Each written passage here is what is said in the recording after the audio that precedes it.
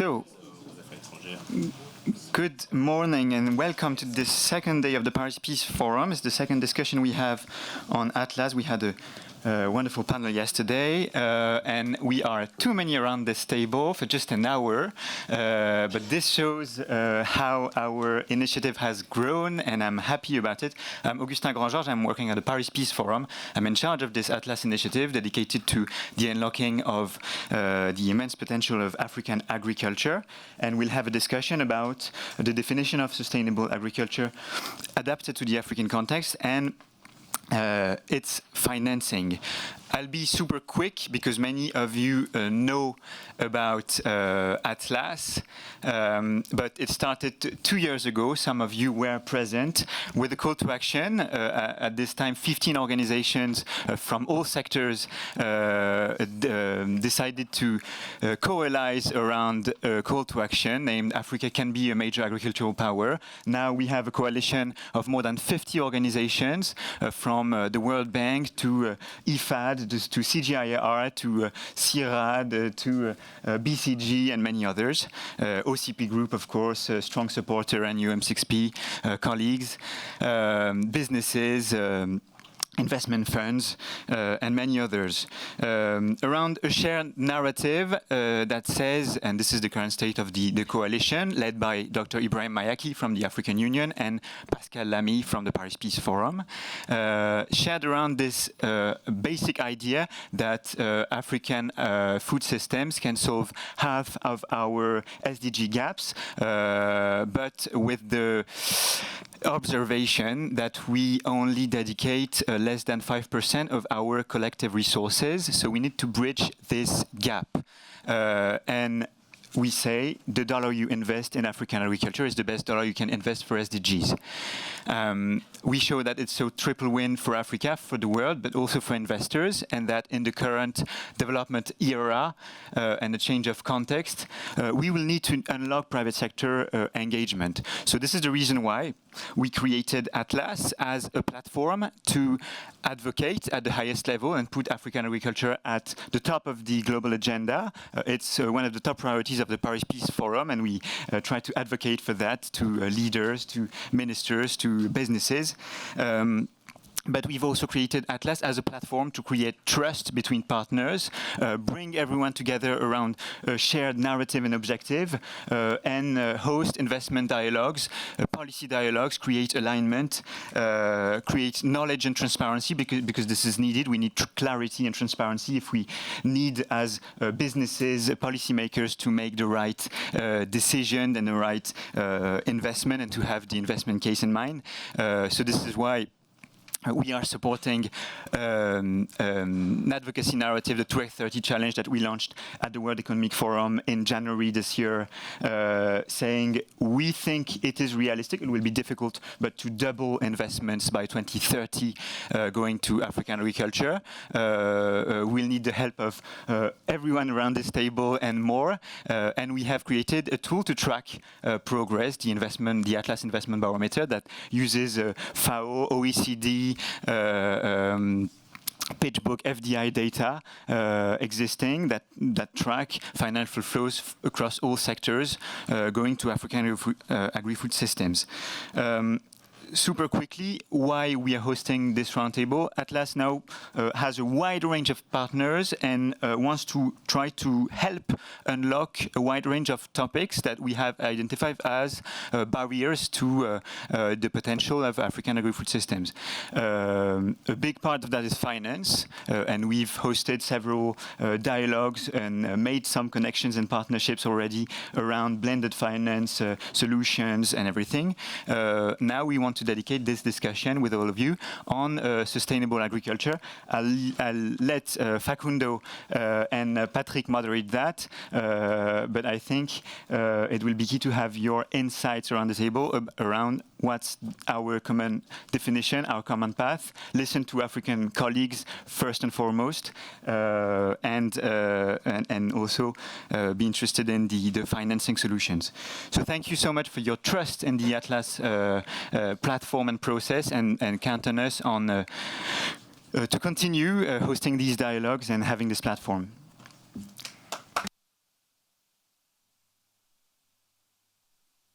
Hey, yes, thanks a lot, Agustin, because he gave us time and energy, both at the same time. So, okay, with Patrick, we are going to help animating this conversation. What we are trying to have is an insightful conversation among people that are really engaged on the topic to unlock more this investment that we are trying to achieve. We are going to split in two parts. The first part is fully dedicated to cracking how we land conceptual things into the reality of Africa to drive sustainable agriculture. This is the first building block of the discussion. And the second one that Patrick is going to lead is more on the financing. To prepare this and to trigger the discussion, we have two speakers, but we are going to open them for discussion. So you will see simple. After the discussion, you put this up and you ask to speak. Brief interventions are appreciated to allow us to exchange in the best way. So let's start, if you're okay. So Leonardus is working in OCP, and OCP is supporting this initiative since the beginning. And we asked him to help us on this question about sustainable agriculture in the African context, trying to understand the role of input providers in the discussion. There is a lot of discussion open. We believe that there is no contradiction, but let's try to deep dive. And Leonardo helped us preparing some slides on this. He's going to be very sharp on this, and thanks a lot for taking this over. Thank you very much, Facundo. Good morning, everybody. It's a great pleasure to be here with all of you today. So to not waste any time. So I think what we're going to talk today here, it's a very important concept, again, what sustainable agriculture in Africa looks like. And to start with that, we need to first understand where we are. And today, Africa, it's trapped in a vicious cycle, which is a vicious cycle of poverty and land degradation. Very quickly, this vicious cycle starts by the soils. It's a natural problem. African soils being in this, what we call the tropical belt, those are the oldest and poorest soils that we can have on Earth. It cuts from South America all the way Africa to Asia and Southeast Asia. So with these soils, with the poorest of these soils, it's transferred to the people. So this is why we see in the tropical belt, we also have the highest hunger index, and the highest one being in Africa. Because Africa cannot produce its own food, by 2030, it is expected that Africa will be importing $110 billion on food. And if Africa continues to do this, it is actually destroying itself. How does it happen? So these farmers trying to produce food in these very poor soils, they do this for a couple of years until they deplete these soils even further. And then what they have left behind, it's really a track of land degradation. And then they keep moving around, and this is already destroying more than 500 million hectares of land around the continent. And if we want to fix the climate, we cannot leave Africa behind. So we need to get out, take Africa out of this vicious trap that it is locked in. How do we do this? And then this is when the inputs, the question is very important, Facundo. Having these very poor soils, if we don't manage, they are very different than the temperate soils from North America or Europe, for example. If we don't manage them correctly, we can never get Africa out of this trap. What we see here is a picture from PREM, IFDC. On the left, you have in these poor soils of the tropics, a plant growing in a soil with little water and little fertilizer. The second one, we have enough water, but still little fertilizer. The third one, we have fertilizer and little water. You see already the plants responding to nutrients. We are feeding them. And the one on the far right, we see plants that they have enough water and enough fertilizers. So then, my friends, here, this is how we take Africa out of this vicious cycle. The first step is to help them to produce more. What we see here is not only yield, but also this is carbon sequestration. And the beauty of it, what we see above ground also happens below ground. This is one we see from right to left. This is a tropical soil, then the common one, when you correct acidity, and when we correct acidity and bring the fertilizers. Once you do this, you're really sequestering carbon in the soil and making the African agriculture not only to produce enough food, but also to be more and more sustainable. So once we look to these soils, the tropical ones, then again, what is the most limiting nutrient that we have? The most limiting nutrient for plant biomass production worldwide it's phosphorus. This is what we see across this map in all these blue areas here. And in red, what we have, it's the nitrogen limitation. And if you see all this tropical agriculture, it's more limited by phosphorus. What does it mean in practice? And here you have pictures showing a soybean field on the left, where you have phosphorus and where you don't have phosphorus. On the right, a cornfield where you don't have phosphorus and you have phosphorus. So it's not only yield, but this is also carbon sequestration. We can transform African agriculture to make it a powerhouse of sustainability and to help us fighting climate change. It's not the factor that is the most abundant, but the most limiting ones that they control productivity.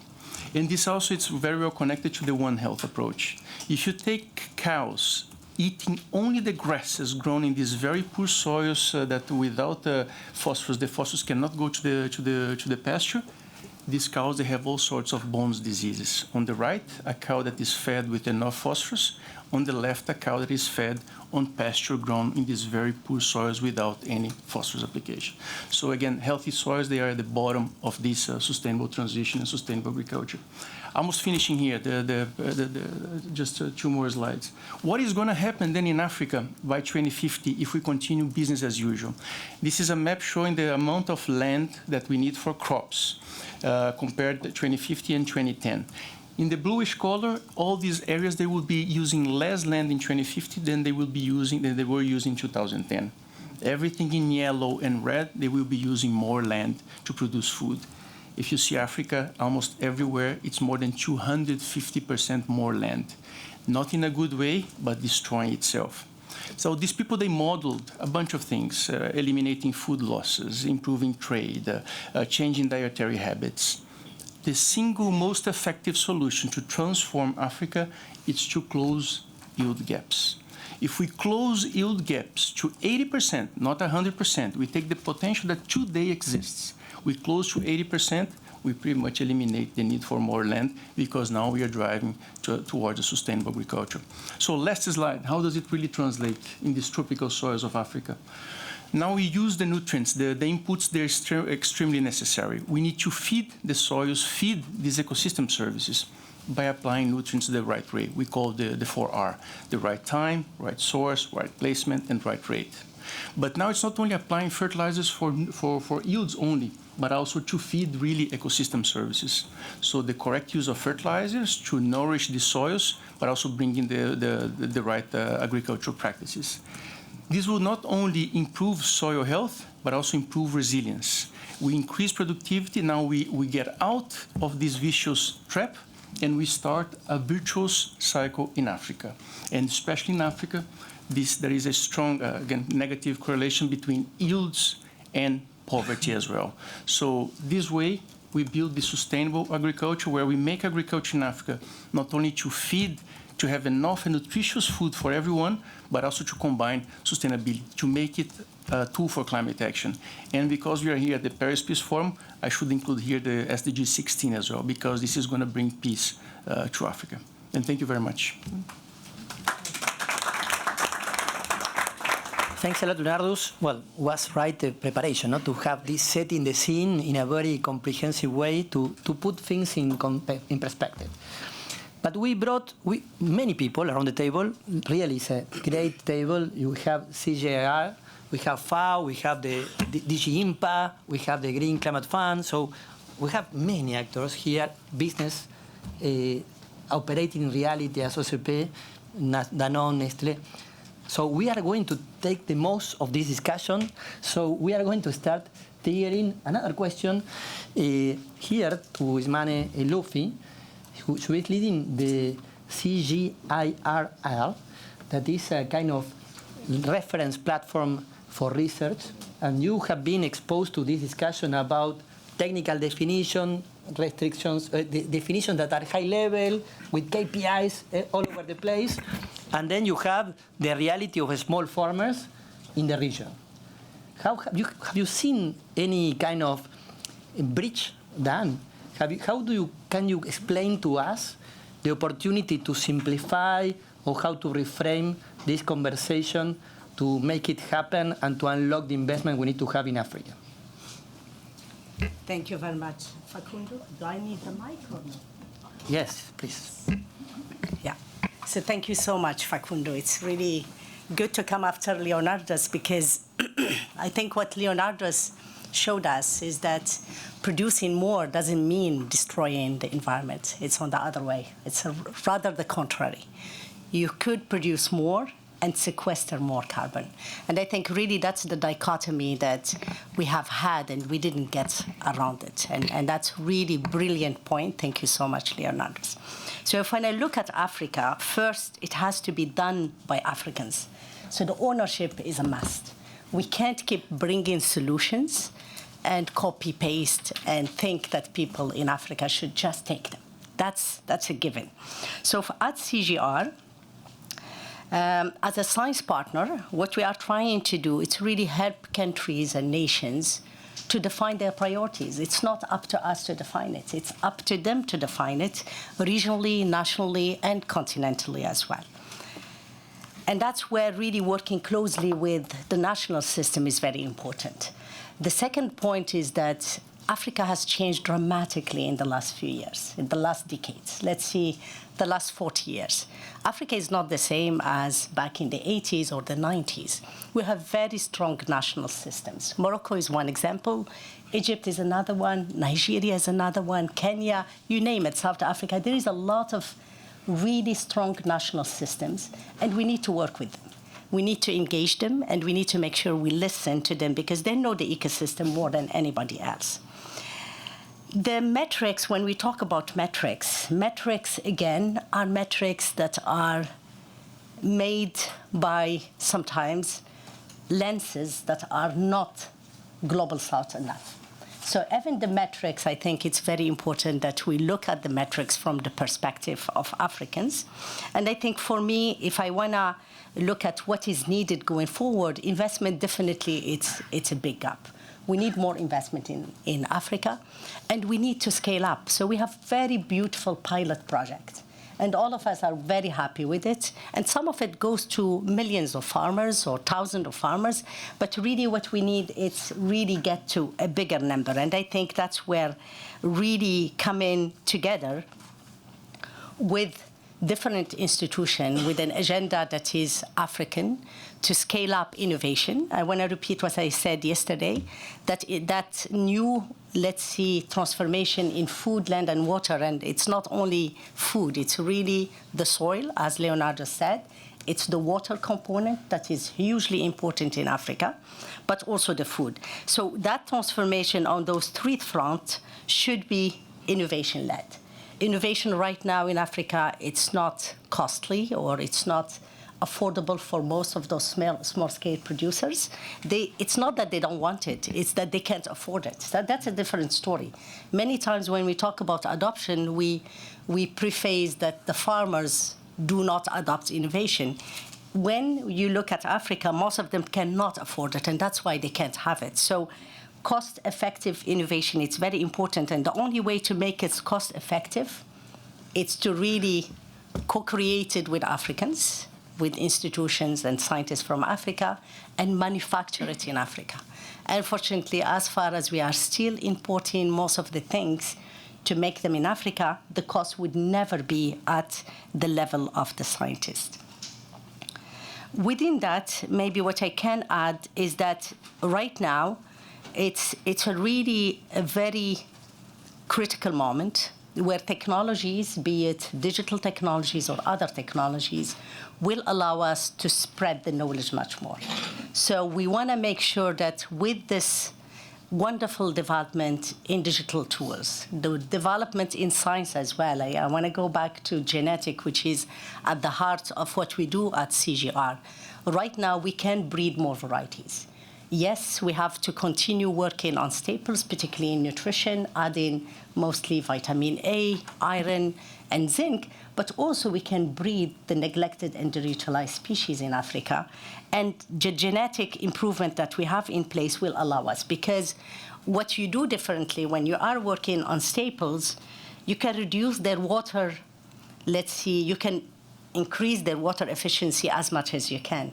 But definitely in certain ecosystem, what you need to do is to go to the local species, because those local species takes even much less water than your best improved maize or wheat. So it's not one or the other. It's again, we are always a little bit contradicting ourselves, but it's both. So you continue the path of increasing productivity, increasing nutrition to make them more nutrition dense on the staple crops like maize and rice and wheat and faba bean and others that we have on the continent, but also you go and you pick up those new ones, but this time you bring them as improved crop with the right seed system, with the right input, and you look at it in a more environmentally sustainable model. So the model has to be sustainable from the get-go, and it has to be accompanied by technologies that works well.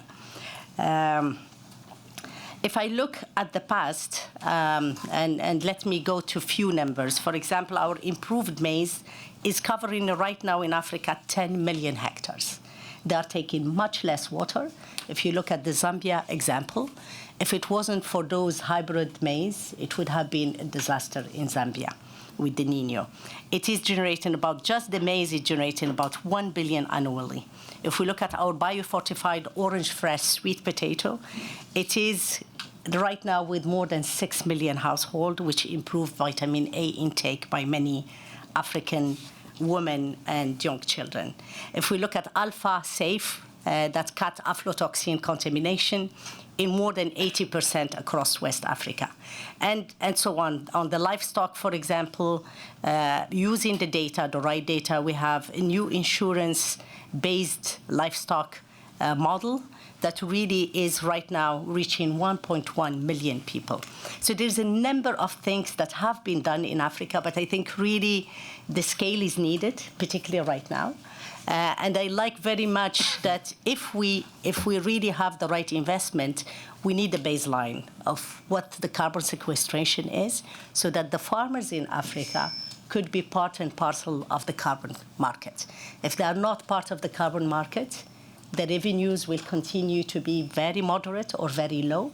If we want to really have a push for more sustainable transformation, we need to unlock the carbon market. And the only way to do it is with data, it's with a strong baseline, and a bundle of innovation that will allow the farmers still to produce more, because it is very much needed in Africa, still to produce more nutritious food, but in a sustainable manner that is supported by the policies, by the carbon market, by the regulation, and by, hopefully, the public procurement and the national procurement. Public procurement, be it national or global. Thank you. Well, thanks a lot. Well, I see already interest in following the discussion. On screen, you have the questions that we thought that could help us. But maybe we can start with David Laborde, FAO, because I was thinking when I was listening to both previous speakers that FAO is trying to go another way around, no? It's saying, okay, how to take all these definitions of the challenges, opportunities, science, and crack it in a roadmap that could drive transformations forward in Africa to capture the investment. Can you help us briefly with some insights on this? Yes, no, thanks a lot. And I think the challenges have already been explained. So let me start with the fact that, yes, when we talk about sustainability, there is a question of definition. And sometimes it has been biased from the beginning by the concern of the North, that is about environmental sustainability, and forget about the economic and social impact. And on this question of definition, actually, since the launch of the SDG, we are very clear that the Sustainable Development Goals are about addressing the three dimensions. Now, when we move about metrics, that we'll be very careful to not talk about African metrics. Science is science. Now we need to make sure that we have outcome-driven, and we want to look at the right outcome. If you see what's happened globally, there is a multiplication of framework, of indicators that first look like Christmas list in many cases, and I will come back to that. We cannot just add everything we want to talk about, because measuring has a cost. And we are in a world with limited resources. But also it creates confusion. Sometimes there's a lack of cohesion. And when you have confusion, investor doesn't want to come. Once again, not just in Africa. It's a global problem because we trade with each other, we invest in each other, and therefore we need to come with a global solution. It's a global good. Clarity, transparency, one proper framework is what we try to do. And for global good, we need global institutions, and FAO is one of them. So yes, 2 years ago, we launched the FAO Global Roadmap to achieve food security and nutrition in the context of climate action. And one of the central domains is data. And that's where we want to make sure that, first, data as a public good with the right standard and the right elements are there. But I think when we engage with many actors, there is a lot of talk. And the time of talking at one point has to stop, to move to the time of doing. And if you are a scientist, you say that the time of doing starts with the time of measuring. So I really think that one of the big challenges now is simplify the list of indicators, just to be tractable and transparent. And I think that's where the African angle is critical also because we need to be operational. We need to come with indicators that can be measured, sometimes in challenging environments, sometimes in data scarce environments. So coming with 120 indicators to discuss the sustainability framework, that can be implemented only in 2 cantons in Switzerland. It's not really useful. Very important for the local players and very happy they can earn more, but we need to simplify. And that's what we try to do. You know, what is this common denominators where everyone, private sector, public sector can converge? Because what we want also is to make data interoperability from the farm to the company to national accounting system. And that's where the UN plays also an important role. Because we can make sure that people will look at the same data, that policy are going to be incentivized, things that the private sector can leverage and that farmers can understand. Because things start with farmers. You know, they are the one on the soil. And if you start to ask them to do things they don't even connect or measure, we are losing them. So that we try to solve this big coordination issue to deliver a public good to address the challenge. Thanks a lot, David. Well, I see a lot of interest. Let me put order here. Somalia is doing a big acceleration on this, and Atlas initiative is an active part. What could be shared from the perspective of a government on this challenge on sustainable agriculture? Thank you very much. Good morning, everyone. My name is Abdullah. I'm from Ministry of Agriculture. I'm representing government of Somalia. I think distinguished delegates, thank you for the Atlas for inviting Somalia for this important discussion. In terms of definition, in terms of sustainable agriculture in Somalia, Somalia is one of the having a land around 8.9 acres of land in the arable land, and have long costing in fish in terms of sustainable agriculture. Somalia is currently launched recently in Dakar in Somali Agri Investment Partnership, which going to respond the smallest holder farmer agriculture regarding in terms of looking at investment on overall of 100 million through the public-private philanthropist partnership, which Ismahan was a part of the launching when we were in Dakar in Africa Food Systems Forum. We have so far engaged some of the private and public and other NGOs like Africa Development Bank, Rockefeller Foundation. We have already given a good commitment in terms of supporting this initiative. World Bank is also an areas. Regarding also the sustainable, our initiative will also focus on in terms of fertilizer support, which for the last 5 or 7 years, Somalia has been banned fertilizer. Now it has been uplifted, and it's available through the private investors can also support. In terms of we have submitted, our lawmakers has also put a lot of regulations. Building the institutions is one of the issues. It's called Somali Agriculture Regulatory Inspection Authority, which has been established that can work in terms of regulatory and framework. We'll also support fertilizer farmers to access subsidy or supporting them boosting through production and productivity. Somali agriculture is one of the backbone, which is 70% of the population has employing, and contributes 60% of our GDP economy, which is one of the biggest GDP in sector. In Africa, Somalia is not much supporting, it's 2 to 3% contributing Africa production. Somalia exports some sesame. Livestock is one of the main area. Somalia over 50 million livestock heads, and every year Somalia exports to Gulf countries over 4.5 million animal heads. That's where there's an opportunity of investment. In the recent, Somalia has launched a national transformation plan, which around 29 million, thank you, 29 million to bring public-private sector, co-design and finance. So that's also initiative. For conclusion, our launch, Somali Agri-Investment Summit, will be next year, it's coming. We will receive all of you by invitation and joining us advocating on the catalytic resources, which already Rockefeller Foundation, World Bank, Africa Development Bank already submitted interest in working this initiative, over 100 million to make resource, and as well as blend financing is one of the issues. So thank you very much. Thanks a lot. Well, we have 3 people, 5 minutes, 4 people, 5 minutes. So we will do the best. Elizabeth, you were first in the list. So I will be short because this man and David already said a lot. From the science point of view, I would just like to underline 3 points. The first point is soil. This is very important. We've been all talking about it. We still need to do a lot of research on soil. In Africa, for instance, CIRAD, but also INRAE, IRD, working together, we are launching new partnership platforms. CG is in.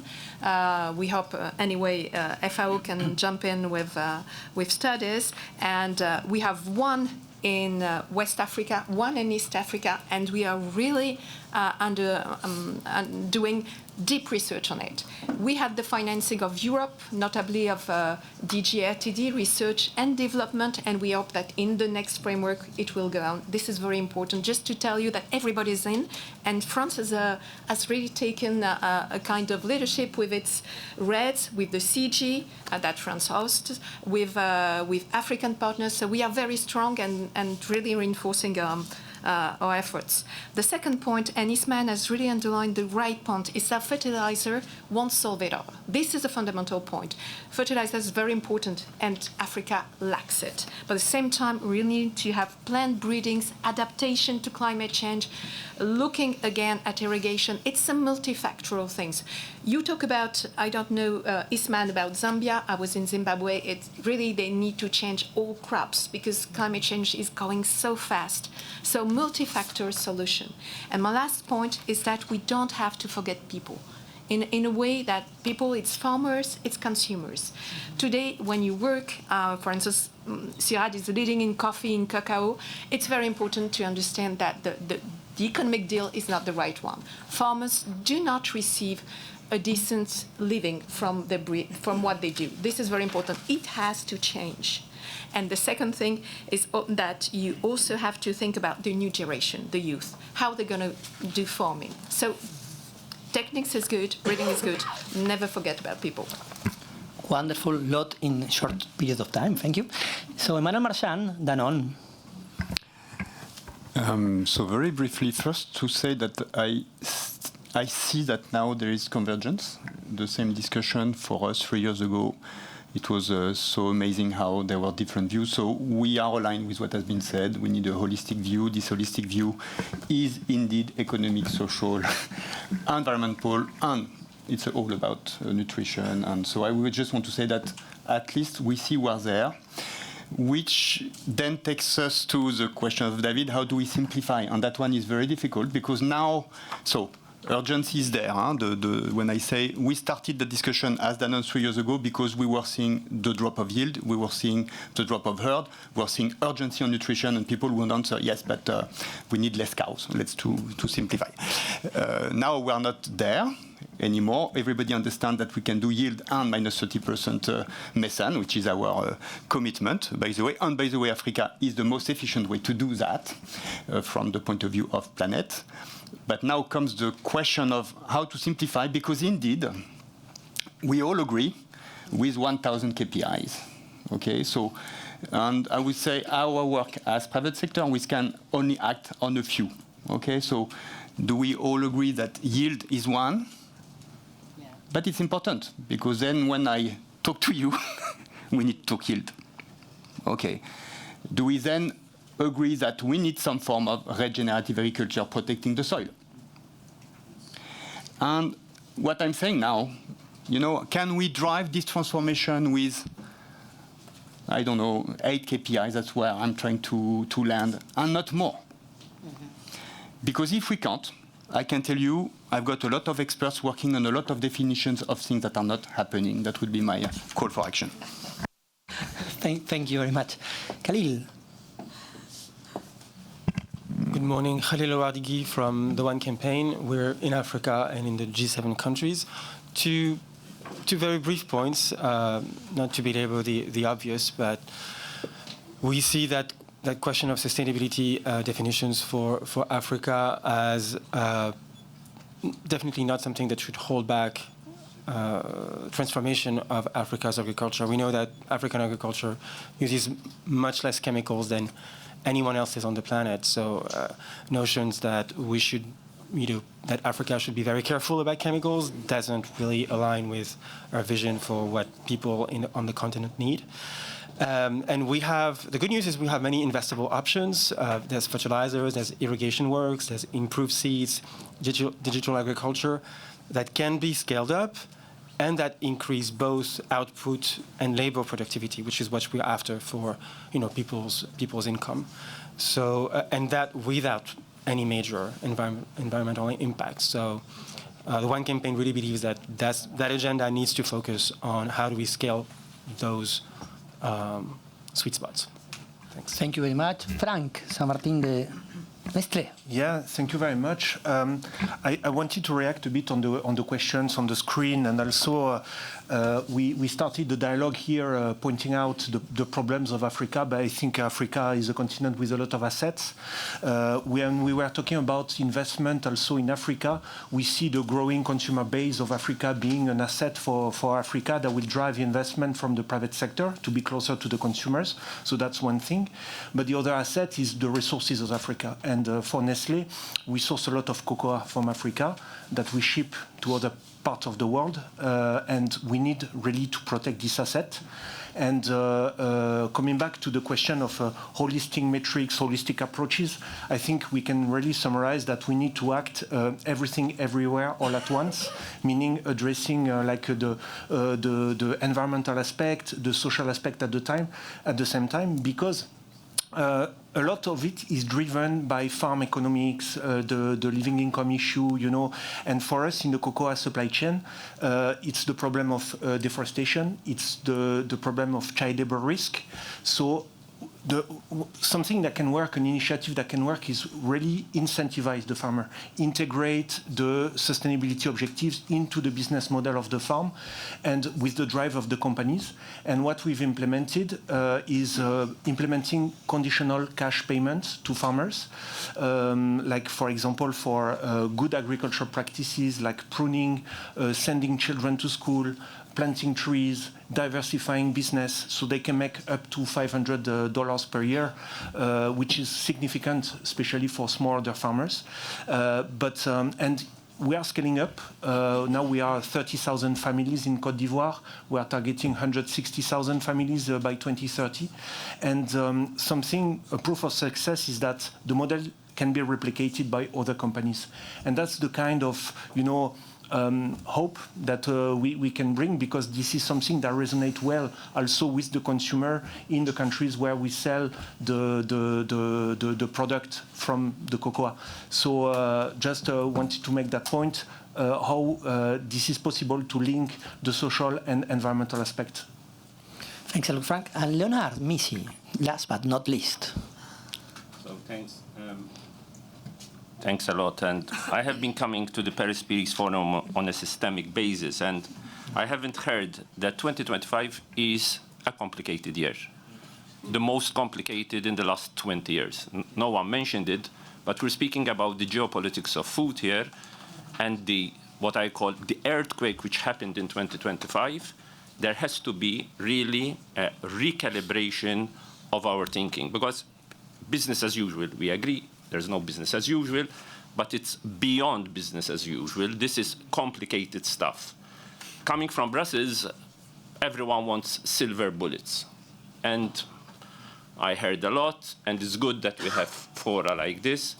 It's not easy to have a silver bullet. Silver bullet, everyone wants, at least political masters want speed, scalability, smart solutions, and they give us guidance on 3 sectors where there is scale. I speak about energy, hydrogen, I speak about pharma, and I speak about critical raw materials. Agri-food systems is nowhere close to any of those in terms of speed, scale, and investment. So one question, Elizabeth mentioned it, there is a CADEP process. No one mentioned CADEP. It's important that we align whatever we do with the CADEP and Kampala Declaration. Now, we know as well the CADEP has its limitations. One is domestic resource mobilizations. You can't speak about scale if there is no domestic resource mobilization. The ODA of today and tomorrow is totally different from that of 15 years ago. So I think there has to be a recalibration, because it's good to speak about private sector, but private sector wants de-risking. And we speak with the IFADs, with IFCs, with the World Bank. De-risking at scale is complicated because we tend to go on small ticket sizes and not on big operations where you have guarantees.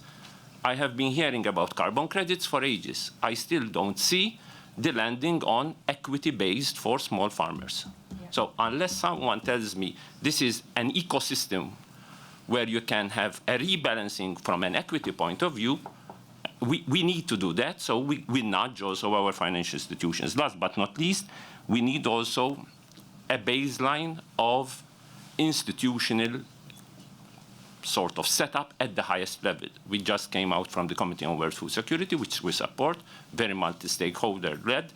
We go to Doha on the Global Alliance on Hunger and Poverty, but I still miss what I call a platform where those baselines, CGIR, converge with the private sector and align, saying, in Somalia we can do this and we prioritize.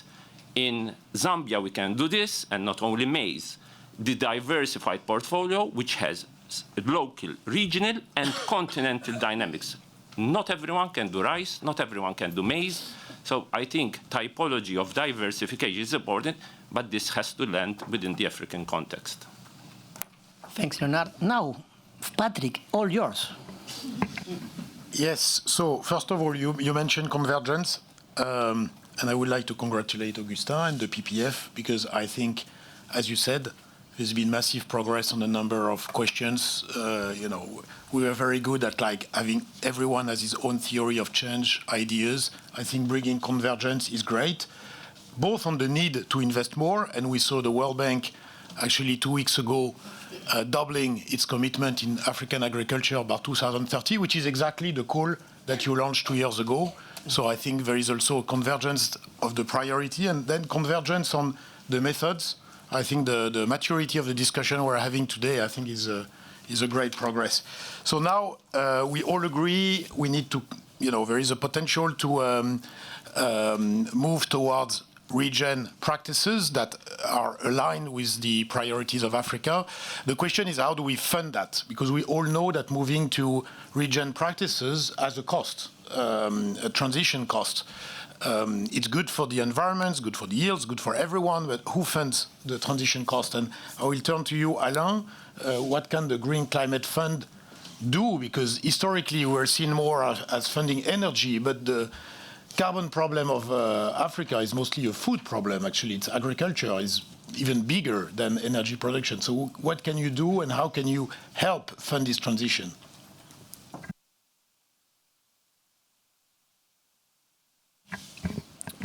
Merci, Patrick. Thank you very much. So the Green Climate Fund is actually has been established in Cancun COP16. We've been launching the first project in 2015 in November, just before the Paris Peace Forum, the Paris Agreement. We are today the largest climate fund. We have a portfolio of 18 billion, and we co-mobilize 50 billion on top. We're doing 50% mitigation, 50% adaptation in all emerging and developing economies. Africa is the largest portfolio for us. It's about 40% of our operations. And agriculture and food security is 2.5 billion in the portfolio, so also like the high priority. Now what we see, and this has been discussed by other colleagues in the table, is we see a very strong nexus between climate and agriculture and food security. We're coming from the climate space. We have been designed for climate issues. But we see that agriculture is responsible for 25% of the global emission as of today. So this is clearly in the core of the discussion. We see also that an increase of 1 degree Celsius in the temperature is in average resulting in a decrease in the yield of about 7% in maize, in soybean, in wheat. We also see, and this is to the people, because at the end it's about the people, that an increase of 2 degrees in the temperature is resulting in 200 million people more in hunger. An increase of 4 degrees, which is basically a trajectory we are on track, is resulting in more than 1 billion people in hunger. So it's not linear, it's exponential. What the GCF can do here, we have money, but it's a drop in the ocean. I was mentioning the 80 billion portfolio with the leverage effect, 50 billion on top. It's not a lot, but nevertheless, we can do a few things. The first thing is about concessionality, is about the cost. Because when we talk about climate, about food security and agriculture, there is the third big element here, is about debt. And we see that most of the countries in which you are operating at the moment in Africa are facing a huge debt issue. So bringing more loan at market price doesn't help. They're already like restricting debt, so the DSSI, common framework, and all the mechanism about debt treatment. So the GCF is coming with like a big concessional approach. So if you look at the portfolio that we're having, 45% is only grant, 40% is very highly concessional loans, 12% is equity, highly risky, 1/3 of that is in least developed countries, and the rest is guarantee. So the first thing is concessionality. So we are working, of course, with IFAD, with FAO. We just approved a project with the FAO this week, with the African Development, with the World Bank. Just an example of project we are doing. 100 million from the GCF, 75% of that in grant, 25% of that in concessional loan for crops processing zones in Guinea, in Senegal, in Togo, resulting in reduced land degradation, boosting soil fertility up to 50%, and benefiting at the end to 8 million people and resulting in reduced emission of 16 million tons. This is a very simple indicator, people and emission reduction. Another big thing for us, beyond concessionality, is about the scaling up and the de-risking. It was mentioned a few minutes ago. We believe we can bring the private sector in this kind of segment. We have launched with Acumen, the private equity fund, a fund of 60 million for smallholder farmers in Africa, in Ghana, in Kenya, in Nigeria, in Uganda, where the GCF was providing half of the equity, about 25 million, to de-risk the fund and to attract further private partners like Proparco. So we believe there is a space for the private sector. So there has been like an illusion for years that adaptation, agriculture, Africa was not a place for the private sector. We are fighting this idea and we are demonstrating it could work. I encourage you to have a look at the GEMS database that was just released, that is showing that investing in emerging economy is not necessarily more riskier than investing in developing economy. It's very important. So it's really changed the view of the private sector of these kind of markets. Yeah. The third and last point I was to mention, and you mentioned that, Ismahan, is about country ownership. Our approach is about putting the country in lead in the decision they're taking, the sector they want to prioritize, the pipeline of projects they want to build, and the partner they want to work with. So we are launching at the COP30 more than 15 country platforms led by the countries. The first one of this kind was launched by Brazil last year. The country is sitting in the middle of the platform. They decide of the pipeline of project. They decide which partner they want to have to finance the project. Some of them, they want to work with the World Bank, with the African Development Bank. Great. Some others want to work with the local development bank. Even better. So we support them. Could be like, we are working with the Banque Nationale de Développement Agricole du Mali. This is one of our partners. And we treat them as well as the African Development Bank, because we believe at the end it's about capacity building on the ground of the country having the leadership and the vision they want to push in the long run. I finish with a last point, because I think it was mentioned 1 minute ago. For many, many years, we've been relying on international finance and public finance for climate, for development, for food security. It's highly time now to move to private sector and domestic. We have the tools for that, for de-risking the private sector. And for domestic, we can work with country platform, and we can work with financing common partners, like all the local development bank. So there's a way there. Thank you. Thank you, and great to see that GCF is very active in African agriculture. I will turn to Younes, talk about the MAVA platform, what you do in actually scaling investment in the agri value chain, and what is the part of the sustainability transition in those investments, please. Short, please. Sure. Thank you, Patrick, for the question. First of all, I would like to express the privilege to participate to this event and discuss one of the most important challenges and opportunities at the same time for Africa's future, which is basically how can we build, scale, and finance an agriculture that is truly sustainable, resilient, and also inclusive. Elizabeth mentioned the necessity to support smallholder farmers. Inclusion is basically at the core of our approach.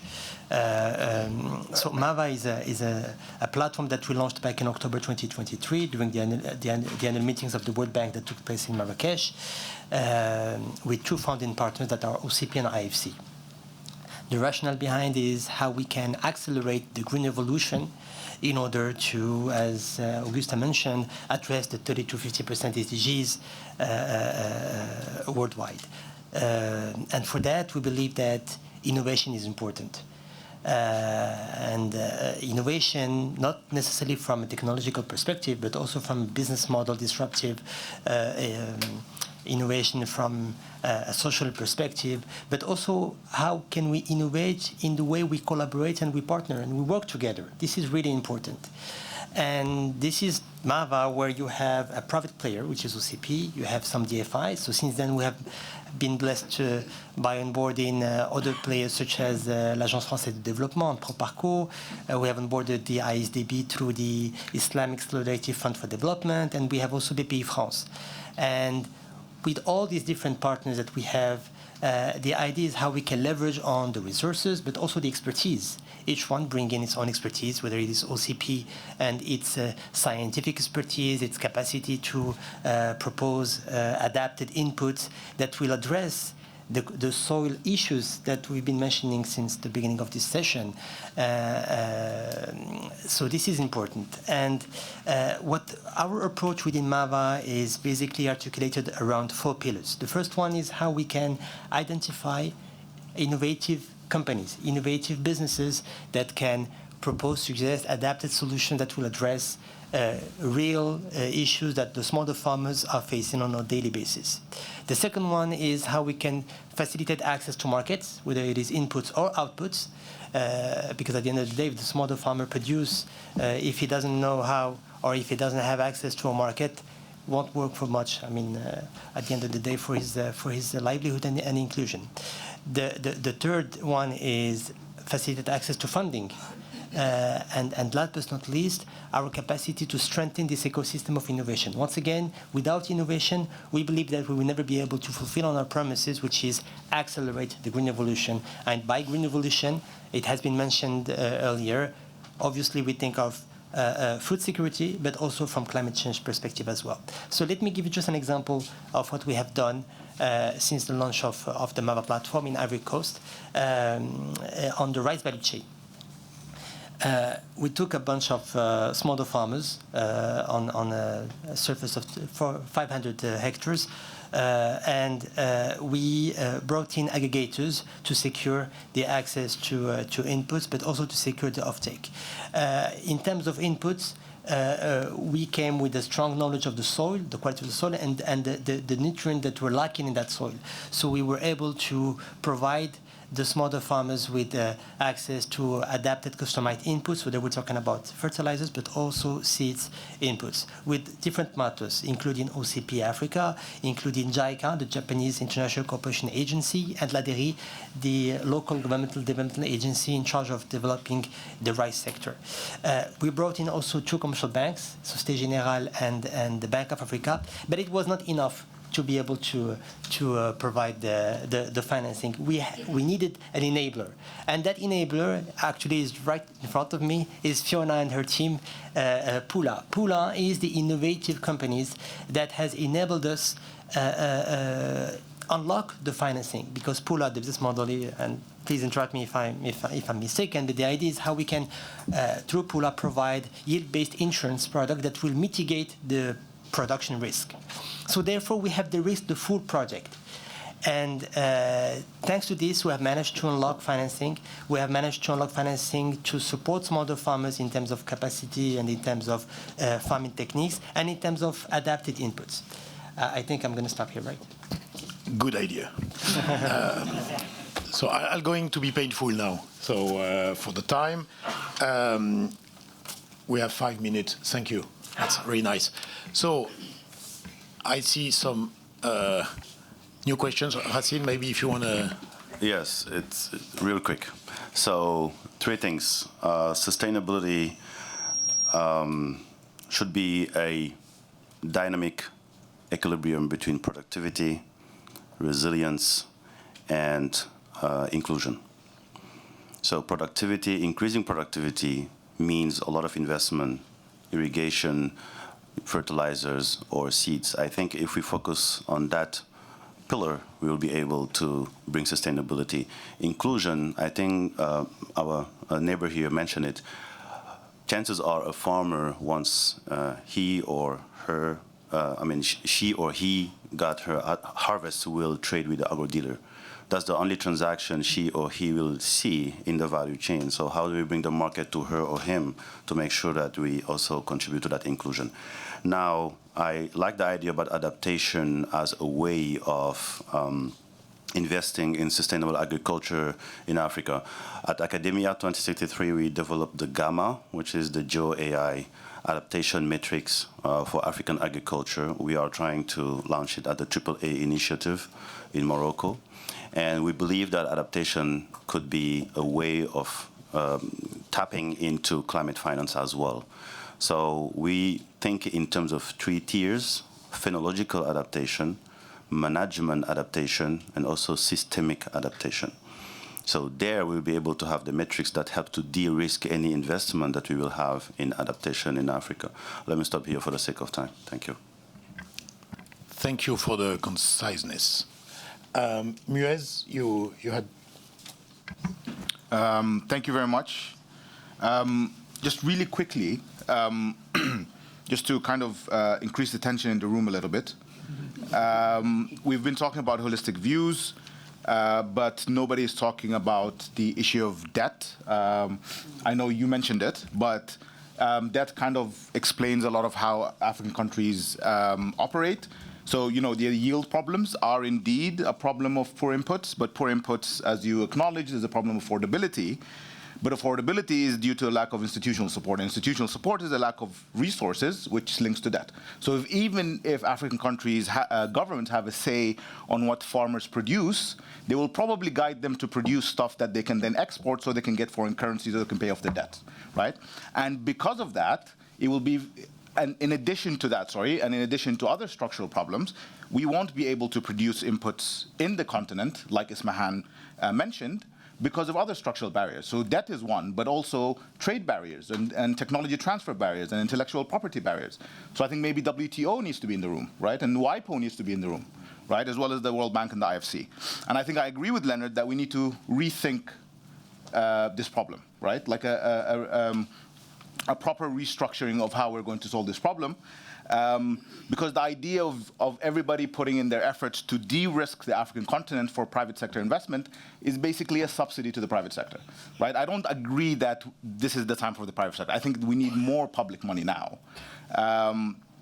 And because essentially what will happen is that the public money that is available in these global funds is going to enable the private sector. And if we have the existing institutional setups in a lot of African countries, the private sector will have more of a say than the local actors. If you have weak governance, then you have exploitation. So if I'm going to subsidize with public money private sector engagement, then I'm going to increase the risks of exploitation, right?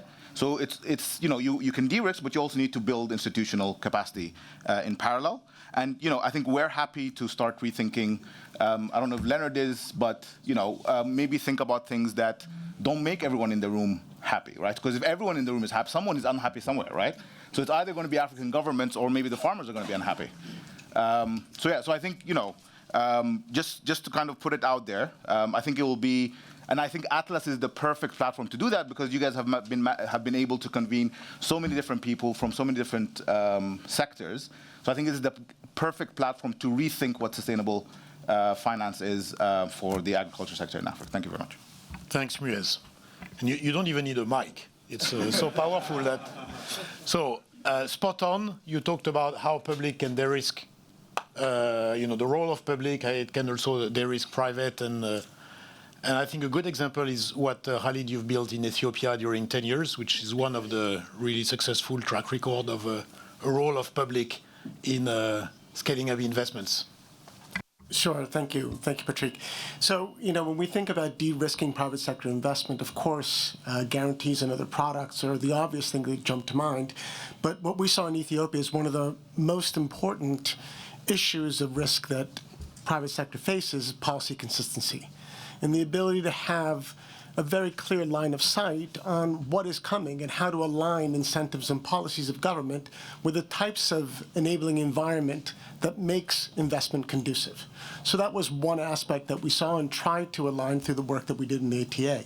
The other is public good investments that make private sector investments much easier.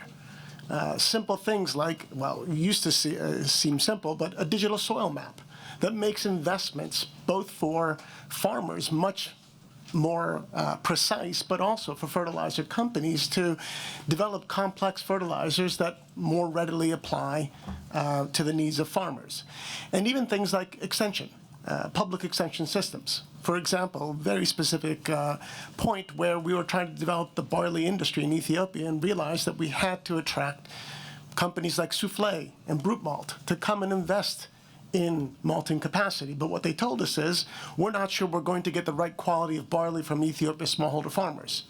So what we had to do was work with those small farmers to ensure that their agronomic practices, the types of seeds they were using, when they planted, when they harvested, met the qualifications for the barley industry so that they actually invested, at the end of the day, 100 million euro based on the work that the ATA did to support smallholder farmers on the production side to ensure the raw materials were there. So I would just suggest that we not forget the public sector as an investment that needs to be made in order to catalyze private sector investment. Without public sector and the enabling environment that it creates, you're not going to be able to attract private sector, and you'll never get to the type of scale that we need to make the kind of impact that we need on the continent. Great, thanks so much. Raphael, you have 1 minute. Okay, thank you. So I'm Raphael Hara, I'm a Managing Director of XAPA. We're a social enterprise specialized in agricultural development programs that combine technical assistance, low-tech digital solutions, and impact finance. We have developed Irene Agri initiative together with Société Générale, presenting that at the pre-COP next week with the Global Innovation Lab for Climate Finance. Just to say, and rebound maybe on what Younes shared, that innovation on business models is key also to restructure and try to unlock this access to financing. So, for example, our approach is to lean on partnership with industrial companies, put that on multi-year commitments, and use this multi-year to unlock the lack of guarantees that cooperative or ag SMEs directly working with the smallholders face.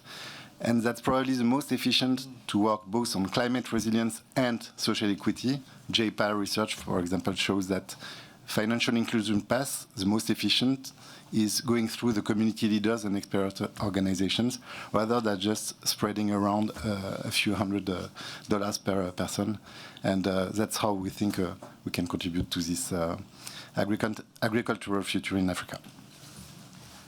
And I have a last one, but I cannot see, so it's like being on mute because, okay. Thank you. I'll 45 seconds. Okay, I'll be really quick. And Babak Resha. Inverse auctioning now. Microsoft Day Africa and NASA Harvest. Building on a couple of points that I think are really important, and coming back to what David started with on data, I think if we're going to talk about how we monitor, how we're going to make better decisions, today, we don't have a good sense of where croplands are across the continent, 1. 2, not on a seasonal basis, and 3, certainly not on crop types or intercropping or what have you. And so I think, and that becomes really critical. And I think going back to your point, building national-driven systems that provide that kind of data, that are owned by them, that are providing them on a regular basis with an uncertainty that's quantified, that then both the public and private sector can build on, becomes really critical. Because otherwise what you have is credit companies, insurance companies, farmer advisory, each one of them hiring their own systems to develop these things. And so I think that's, if I had to say one point, that would be one that I would really emphasize. Thank you. And I love this point. I fully agree. So. Great. So I just want to emphasize the importance of additional public funding. So Plough is a private sector company, but we don't do things alone. We work very closely with governments, and we work very closely with funders. So for example, earlier this year, we launched a 10 million farmer initiative with Bayer Foundation, which funds us to essentially help build the capacity of governments around climate resilience and then insure their farmers, which then has a tapering off of public funding. And I just want to emphasize the importance of that PPP model that brings everyone together around the table to create a more sustainable way of scaling. Great, we're done. That was amazing, very intense. I was in the previous one on energy. You were much better, I need to say. Much more impressive, concise. I retained 2-3 things. Convergence, I think this word, and I think that's a bit what you try to bring. Convergence on our doctrine of how we do it, how important it is, how much we need to invest. Public goods investments, I think it's critical. The national level, country level is still one nexus of consolidation that is critical. And then data, open source, shared innovation. I think today technology enables us to really scale up on this field, and I think that's a good sideway and a good future project for Atlas and or all of us around the table. Augustin. Okay, thank you so much. It was too short and too many people around the table, so sorry for that. But I take it as a good sign and an encouragement. Just to let you know that this discussion actually is a pretext, is a starting point, and I will not let you go. So I'll pursue you so that we continue that. Atlas is going to continue its work. It's going to get bigger. So please, if I just have an ask, use us. We are at your service to do anything you think can be helpful. So thank you so much and enjoy the rest of your stay in Paris.